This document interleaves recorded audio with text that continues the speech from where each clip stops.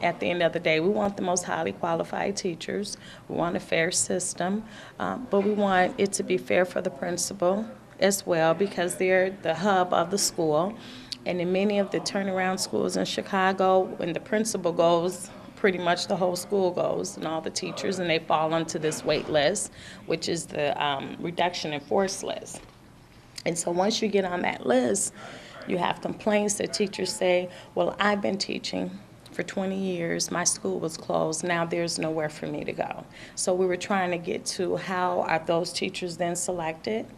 And we have this 10-year portability issue, whereas you were teaching in school district A and you're tenured, and then you move or your husband get a new job and you guys relocate. Now you're in district B. Should you have to go through the whole tenure process over again, or should that school district accept your previous tenured certification and all the other certificates that went along with it? So we spent an expensive amount of time determining that perhaps that teacher will have what they call a fast track to tenure.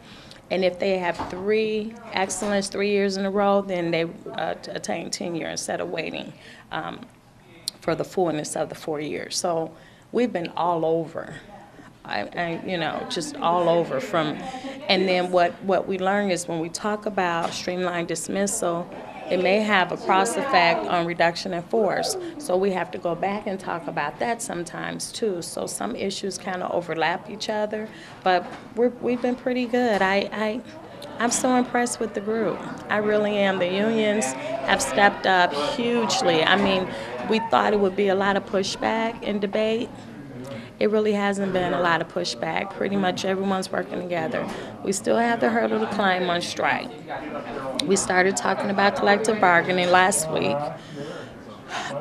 We'll spend 2 hours tomorrow talking about collective bargaining. The gist of what I heard thus far is that it's the threat of strike and just the balance of power. It's not that strikes have been taking place, but the reform groups feel that because the school districts know this threat of a strike is there, then they're more willing to compromise and give the union groups what they want because of the threat of a strike. Well, the union group says it's not true. We work with our school districts and we haven't had a strike and never in some school districts, or it hasn't happened since '84 and 20 years ago, and so it's really a good debate going on with the collective bargaining issue right now. So still a little early for me to assess where we're going to be at the end of the day on this particular issue.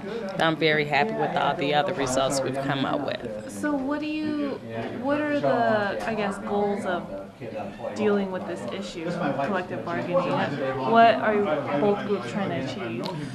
One group is hoping to remove strike altogether and create a system whereas there is no strike provision, that teachers cannot strike. If they can't work out an agreement, strike is still not an option. The other group, who rightfully so have strike as a part of law now, says, well, you can't just come in and wipe out the law because you have no evidence that strike has been a problem and impeding the process of students, because we've not had a strike in 23 years or 20 years or one, so we never had a strike. So, one group says, prove it, show me data that says strike is causing problems. And the other group says, well, it's the threat of the strike. We can't prove it, but we know that it's the threat of a strike. So do you think it'll be resolved tomorrow? I'm going to try really hard. I don't know if there'll be an answer tomorrow, but I'm going to push and I'm going to encourage and I'm going to try to keep dialogue going and see if we can come up with a compromise. And how much of this is the threat of strike in Chicago with the teachers and their bargaining coming up, I think, at the end in of September? Yeah. Well, and that was the issue with the Chicago Teachers Union. They said, when have we had a strike? We haven't had a strike. So the threat of a strike, I guess it's always been there every year. We've never had one.